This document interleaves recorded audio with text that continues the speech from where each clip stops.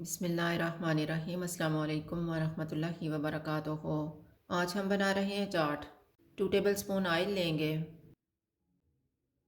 Oil गर्म हो गया, इसमें चॉप किया हुआ 1 टीस्पून लहसुन डालेंगे। 1 टीस्पून चॉप की हुई अदरक।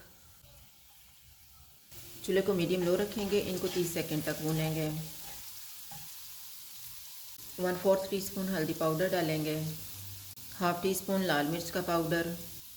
1 सब्ज़ मिर्च। हाफ़ टी स्पून कुटी हुई लाल मिर्च।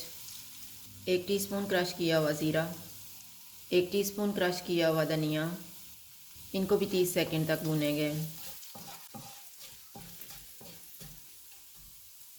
उबले हुए 3 कप काले चने डालेंगे। चनों को उबालते हुए मैंने नमक डाला हुआ है।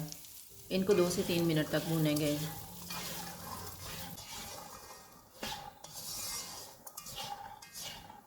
इनको मैंने 3 मिनट तक भूना है। अब हम चूल्हा बंद कर देते हैं। 2 उबले हुए आलू डालेंगे। 1 प्याज। 2 टमाटर। 2 टेबल स्पून पुदीना। 2 टेबल स्पून धनिया। नमक हस्बे जायका। 1 teaspoon chaat masala. 5 table spoon इमली का पल्प। इनको मिक्स करेंगे।